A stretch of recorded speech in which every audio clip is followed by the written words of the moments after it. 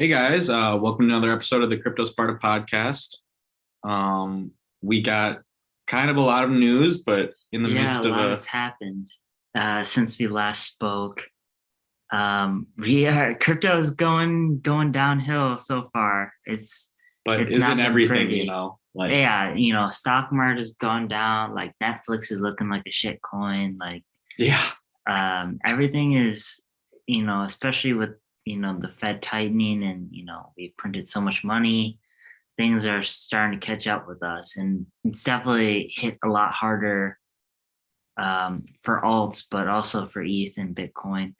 Bitcoin is kind of the past mhm. 7 days have dropped down from 40 to now it's at like 38,000. It's It's been like a month. slow crawl down though.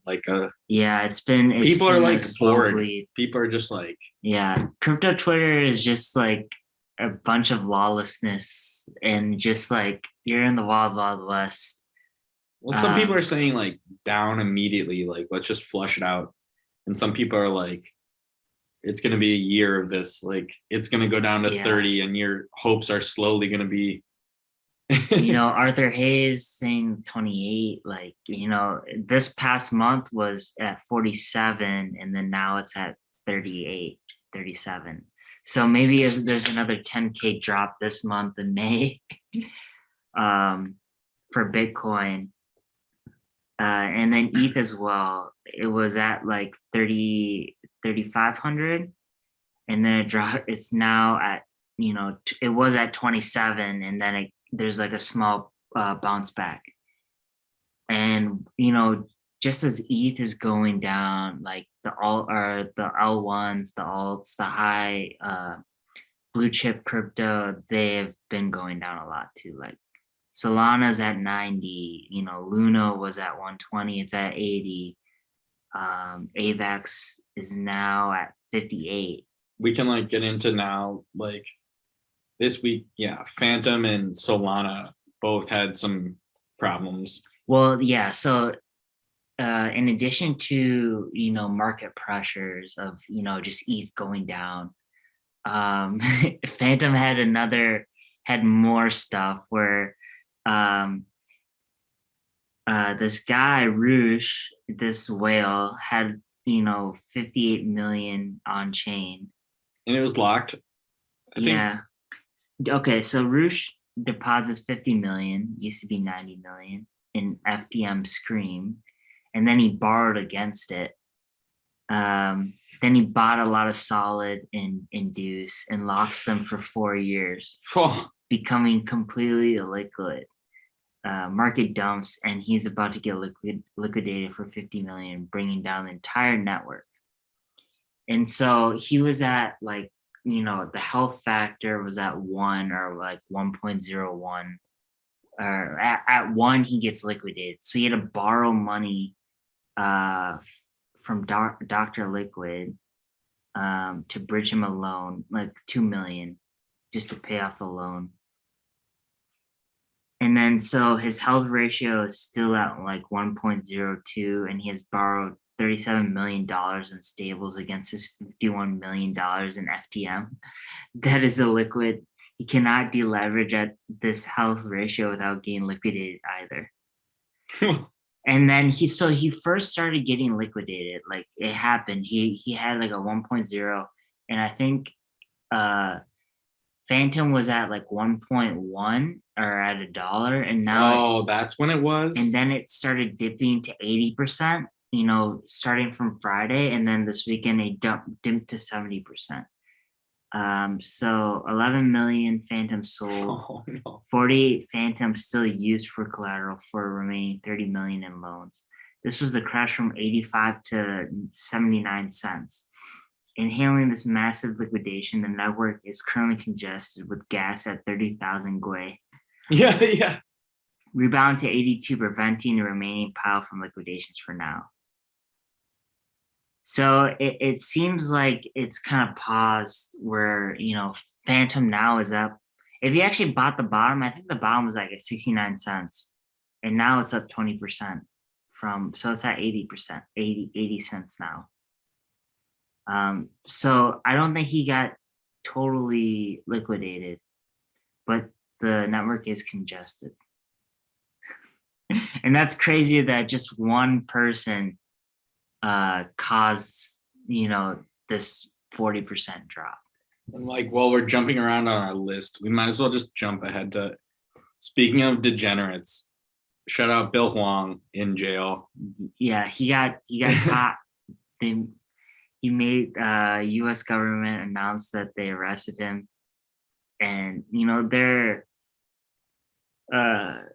their brief is kind of crazy. Tiger Capital. He was like lying about his assets to take on more loans to keep leveraging up. So he could take loans against what he had. So he kept on lying about what he had. So he could take out more loans, but he also manipulated the market. He told multiple people, I have this one thing, but they didn't realize that they were all loaning him money off of the one thing. So he's like, I have one gold bar, but he told 20 people to like lend him a gold bar's worth of a gold bar. Well, his thing was like saying that, I have this company to invest in that's like a sure winner, basically. And then we were just watching a video earlier where it's like his strategy was like find fundamental companies, then leverage to the tits. And so like 15x leveraged on billions, but he started at like a few million. 2 million to 10 billion. And then it went down to 1.5 billion to more than 35 billion. And then he borrowed 10 billion and then it went to 160 billion. So this is kind of, we were talking about the idea. Market manipulation. If you can do it once, you can do it again. The reason why he was winning so much on leverage because he was manipulating the market too. So that's how he was winning. Because like the chances of you hitting like that is like multiple times is suspicious. A little suspicious. A little stitious. But I mean, he's gonna get other people to lend him money. Well, he's in jail now. I guess. Ooh, sometimes it's hard to get. But I mean, he's like a degenerate, gambler. He grew up in Las Vegas. He's been caught. I mean, he's been, this is not his first crime. He's been crossing the edge for a while, but it's funny that we're running through the topics, but I mean, we're talking about like Vegas gambling, crime, and I think it's like it's funny talking about people moving to Chadgelina. Crypto. That's the vibe of crypto right scammy, now. It's very scammy. Like ZackXBT is on. This is where he earns his bucks, just calling out all the scams. Like Mayweather is just creating he got NFTs. Suspended. He got suspended. I think he's back on. No, and Kobe was like, get your rugs in now. He's not looking. Suspended. He's not looking. For people who don't know, ZackXBT, basically, he's a sleuth. He like pursues on like the blockchain, like what's actually happening. He kind of exposed Rhea, which is like Chadgelina, where Rhea is like a e-girl influencer crypto chick. And then he was like tracking how she dumped on their like meme coin. Yeah, he tracks a lot of people who are crypto influencers. He released like an Excel spreadsheet of everyone's like paid, promotions. How much for a shill? Yeah, how much for a shill. And it's pretty obvious, like these people shilling and then dumping. And you can just, time the tweets. But I think this kind of like brings it to Chadgelina, who was like Irene Zhao, where it's like, she was an e-girl, like the girl who was like to BTC, but it ended up she was just a model. And then it was run by some dude. Some promotional for a guy. You've been sitting for a dude. So there's all these memes now. Web 2.3 versus Web 3. Yeah, Web 2 is just a guy at his computer, like playing Hearthstone or whatever. Web 3 is just him faking as like a model. Chadgelina. And how this like whole happened, I guess like there was an out. They had some disagreement with the company, so she like came clean. And now she's trying to do it on her own. And that's how it kind of unraveled. but that just like pose the memes like don't trust if there's an Asian That's a dude. e-girl asking you about your crypto knowledge. How's your trade going? Yeah, that's a dude. That's a dude. Yeah. But I feel like we're just running through it, but like this is kind of a good pace, and we're just gonna move into NFTs because like it honestly was kind of the big news of the week. The Bored Ape, the gas wars, the other side, the other deeds, the coda. I mean, where to start? It was like Should we start with the BAYC since that was the most recent? So yesterday there was a launch for Other Side, which was like kind of like their VR or like their Decentraland, like selling plots of land to Bored Ape holders and people who hold ApeCoin, um, that they could buy, and it just was a bad launch. And a lot of bugs, triggered there a was a gas lot of war. hype. There was like over 100 million. And to understand, like I kind of wanted to deep dive into it for a second because Brian hadn't heard about what happened, but it was like there were 54,000 people that KYC'd. So the issue was, why is Yuga Labs making people KYC? It's kind of basically making yourself dox yourself or say who you are as a person. But these were the people who were allowed to buy land in their metaverse. And then the metaverse isn't out, but these are deeds to the property, just like actual, deeds in reality. Yeah. But the thing was, what they said was that there's like, or maybe it was 55,000 people tried to get on, but only 54,000 plots were available. So people were trying to rush through the door, and then that's only when like two people minted. Like only, and then not that many people were able to mint. The engineers, basically like the way that the Ethereum network works, it's almost like Uber, where they're like, there's a lot of traffic, like you got to pay me more for this transaction to go through. So people were paying 2 Ethereum to mint these things for like 5 Ethereum or something. Yeah, I think so. I mean, it's still kind of worth it, but the thing was, so many people wasted money on failed transactions that it totaled to like $135 million of wasted, burnt ETH. And it wasn't just like Bored Ape yacht holder or BAYC or MAYC holders. It was like just people who held like, or like just trying to do anything or any. So people like, it like fucked the whole network. They bet big on like, trying to own a Bored Ape or, a Mutant Ape just to get it KYC, just to like have a chance to buy the land. But they like burnt through, they didn't have enough money for the gas. And then, so everyone was complaining. I think very few people actually like minted.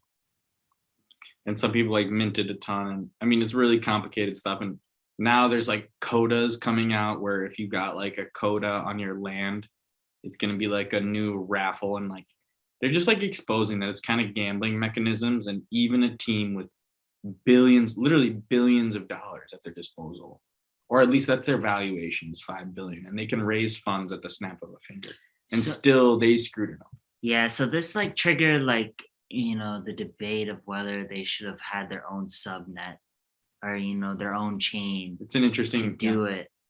And like Kobe, he wrote a Substack article. Like ApeCoin is a top 25 coin now in market cap on like CoinGecko. So it's like a lot of TVL. And so, Kobe was like, they should swap being an ERC token and just fork ETH with rails off like OG BNB. Their community is too powerful. They can clone Maker out of a Uniswap. $8, 8 pay gas fees, and 8.5 will defeat DeFi if they take the strategic step. So I mean, like, and a lot of people saying like, as long as there's ZK rollups, it can handle it. I don't even know it. I mean, how many ZK rollups? It sounds like a fruit roll-up. It's gonna be real weird because I mean, as we talked about with Fantom and Solana, the way that things are going. We didn't even talk about Solana, how it just broke down. And it was down for 7 hours. And I mean, just failed. It affects like decentralized finance that are like minute to minute, the contracts that run on Solana. Imagine you're like doing a phantom trade. You have this much money on Solana and it's down for 7 hours. Like, are you kidding me? How can you be like, what if you want to get out? Like the way that like actual banks and trading works are like hyper, people sandwich trade like every nanosecond or whatever. That's why people try to go closer to where the internet starts. Like, you can just, I don't know. It blows my mind that Solana was down, but apparently this is like an interesting development. It's because also NFTs on their network are slowing things down. And I saw people saying, look, right now they're working out the scalability for NFTs, but in the future, NFTs are simply better technology. So we can move to now like Artifact and ENS. And I mean, Brian can explain Artifact for a bit, and then I'll get into the ENS stuff, and then we'll hit the shills, because like, it's just Artifact is like, it's an interesting crossover, I think. Well, yeah, because it's like a little bit of mainstream, like it's like a project that's, up and comer, but they actually got bought by a big corporation, which is Nike. So there's a lot of, collaboration. One of the few strategic, acquisitions. And so they have like these Artifact, vials, and they actually like got released and they hatched, similar to like a vial for the serum for Mutant Ape Yacht Club. And it basically got like different versions of like this dunk, or like Nike dunk, and that like is a rarity. There's different rarities, but it's like a Nike shoe that it's a high value like NFT to hold. Like, it's basically like Artifacts is the people who make Clone X. And so, they got the Nike crypto kicks basically, which is what they airdropped. And so, yeah, digital sneakers with DNA. Every sneaker comes with a unique skin vial. So we'll see what it comes out. I mean, it comes with the vial, the DNA, and then people have been with their Clone X to see what happens. But, they're just slowly rolling out. I think it's like one of the more successful NFT projects besides Bored Ape Yacht Club. Something high profile. The other thing that was like really sweeping it the last couple of weeks that I kind of got involved in was ENS, which is Ethereum naming service. And there's been like a rush of people. It's like .com names, but the interesting thing is that you have added utility where you can send funds, and then this can tie in with your wallet and also show off your NFTs. So it's like a website, and then it's also like shortening your address. It's kind of like Bitly. And I've been trying to wrap my head around all the things it can do. And if you go into the stuff, there's I don't know if it's Daniel Got Hits or like Daniel Got Tits. It's not me.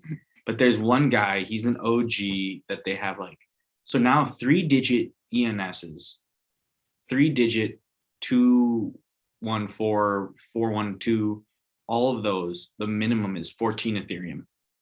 So, or it's like almost at 15. Yeah. So explain like each number's a letter, or like. No, the thing is Ethereum, the .eth, it's like a .com. Yeah. But it can tie to your wallet, and they're adding more utilities where they're going to add it to your like, but it'll be like your digital identity. Yeah, I know. I get that, where it's like on the blockchain, like your wallet is now Sifu.eth. Like, that's how I know that Sifu is like transacting. But like making like these domains, like your number 4-digit combinations. So now the Bored Apes, they want are to letters. They want their 4-digit. And then the thing is, this is one of the development that's going on, and it's like is it Brantley Milligan? I don't know. There's one guy like he's super religious. Yeah, he was against gay stuff. Yeah, and he got kicked out. He got canceled. Yeah, but they tried to kick him out. they keep building. And so then the thing is, like, I have .com domains, and I looked it up the other day. I think that there's 143 million. I could be wrong, but it was something around there. 143 million domains right? listed in .coms. But .eth. But there's a limit to 4 digits and 3 digits, right? Yeah, they're all gone. They're already taken. And then the thing is, people, what you can do with these .eth ENSs is that you can all lead them to a certain wallet. So I have Daniel Preuss.eth. I have Preuss.eth. I have CryptoMemes.eth. But those are I have more than CryptoSparta.eth. 4 But digits, right? No, it doesn't matter about the digits. But I'm saying I have all these ENS addresses that I can direct to my wallet. Yeah. And then the 4 digits, the main thing is people are saying that you want the 4 digit to pair with your Bored Ape or with your specialty NFT. And you have all the numbers and all the .eths that flow to you. I still don't get how the 4 digit numbers relate to the letters. Like if I do like 4132. It has to deal with the fact that like all of these are going to be like digital ID properties that are numbers in .eth. And so I'm like, dude, Brian, pay my wallet. And he's like, oh, what's your .eth? And I'm like, Daniel Preuss.eth. Yeah. But now it's like, oh, what's your .eth? And I'm like, yo, I'm Bored Ape 6535. I think that was my old Pudgy Penguin. But you're like, so you can pay me. So 6535 would be your .eth. It's like, and then you can lead all your .eths to the same wallet. And then it's all anonymous, but digital ID. And then you can connect it to your NFT wallet. So you can be like, I'm 4353 and my Bored Ape is 4353. And we just bought dinner. So send me some ETH to 4353. Or you can find my like long ass Ethereum address, you know, or you can use my name. And then it's like the advent of if people, I'm into domain names, .coms. If people aren't into domains, understand how it's like an actual business. The people that make money off of it. And so one of the big ones that I saw was recently, someone sold CryptoFelon.com for 10 Bitcoin. It took him over a year and a half with the same person going back and forth. 150,000. No, the person didn't want to sell in Bitcoin. They first offered 15,000 and the guy said 10 Bitcoin. And the guy kept moving up. And then eventually, now that Bitcoin price is down, yeah, for like what, 300 and something thousand last week? Yeah, 380,000 right now. Hey, well, he got his 10 Bitcoin. Yeah, so yeah, I don't know. These ENSs, but the thing is, you're betting on the Ethereum ecosystem. But I you look at the other ecosystems. I mean, Solana. But you're betting on combinations, right? So it's like basically like which one, you don't know which one's gonna hit. No, but the thing is, there's a floor for the 3 and 4 digit ENSs. So 4 digits are now at like 1.4. So if like, you know, if like for Asian cultures, right? Like 888 is a lucky number. So 88, that's probably gonna be worth a lot. It's like, worth a lot more. Yeah. So yeah, so if you don't have like those like big ones, like people are guessing like which combinations are gonna hit. Like this guy. No, you just need to do, it's all 4 digit ENSs. And now there's the 10K club and the 3K club. And they're the people who are early to ENS. And the people really early got airdropped like 10, 20,000. Yeah. And I was late to that, but I have some ENSs, but I mean, it's blowing up. And now if you look at the curve of the amount of ENSs being registered, it's just shooting up. Well, all because people want a piece. That's true. 4 digits, 3 digits. I feel like the number of domains are basically 4 digit and 3 digit. Well, they were saying 5 digit is area codes. And then you do phone numbers. And if you do famous people's names or businesses, digits? 4 sold area codes. Someone sold 5 digits is not area codes. 5 digit area codes. No, like zip codes. Oh, zip codes. Yeah, zip codes. Yeah, zip codes. Somebody sold Coca-Cola.eth for like. Well, there was that story that guy had NBA.eth and he gave it away for free. Yeah. Yeah. So like, I think this dovetails. Let's just go straight to the shills. And I'm bullish on ENSs or digital identity. Like the idea being that NFTs, coins, and private wallets are going to be very important. And ENSs, I would say it's actually not that expensive. And I'm so pissed because I had a 4-digit ENS. The registration is like point. it's hard to shoot. It's though, not a right? crazy Like, amount of you would have to Ethereum. just make like, No, yeah, it you would was have your obvious. name. People were hyping about it, and all of the 4-digit ENSs were getting bought up. And it's like now, I'll give you some alpha. My dad bought some 4-letter ENSs. Those 4-letter ENSs. Yeah, that's what this guy did. Crypto fundamentals. He's like, mint the 4 digits. So then I minted 4 of the top 20 global law firms, Yep. large Chinese banks, prestigious departments at Ivy League universities, and many larger corporations that were available. So it's like time will tell if it pays off. So you're basically betting on, someone wants this. But this is the for their deeper name thing. brand. It's branding. I'm trying to say though that like actually we all need to take a deeper dive, you valued listener and us, because they were talking about how they keep adding utility and building on top of it. And they were talking about subdomains and how in the future, this is like what we'll be looking up and we'll be interacting with these .eths with our private wallets. And these will be our anonymous future selves.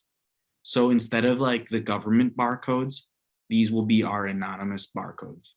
And so in the future, if everybody's using an ENS to pay each other because it's anonymous and then it's through your private wallet, and then it also holds your NFTs, and then you can link all your ENSs together with your NFTs. Doesn't that just pose more? I mean, the idea is gives that you open for hacks. No, like you're someone supposed just to be hacked. anonymous. You're supposed to be anonymous. Well, if everything is linked to everything, it's just like passwords, right? Well, Like, if you're being safe, you have a VPN and no one's hacking you, and then yeah, who has a VPN? I mean, who? I have a like, VPN. I mean, the normal, like a normie. No, in crypto. the future, people will have VPNs and people use cold wallets. I don't use cold wallets. I don't use cold wallets. Yeah, either. some people think that we're I stupid. don't have a VPN. I mean, I don't have a separate laptop for That's my the whole crypto. thing. But in the future, this stuff is important. Or if you're super Yeah. paranoid, or if you're like really into security. Yeah, I just think the regular normie isn't gonna go through that much. No, but in the headache future, or, I think a like, lot of people mumbo will. jumbo or like, No, and jump I think that ropes. this is like what people are saying is that this is going to be the future. Yeah. And so already, and the weird thing that I've learned is some people live in the future and some people live in the past. And it's like, for some people, it might be important. Yeah. And then for some people, they're not even going to understand what we're talking about. Yeah. But bullish on ENS. So my show is very simple. I think it's Fantom, just because know that juicy dip. You know that the dip is just because of that one person. Like nothing has really fundamentally changed. I think like there's funny with Andrew Cronier recently did an interview where he showed his face. He looked at like he put on weight and he was like tired or whatnot. And then there was the meme, it was like 6 months into crypto.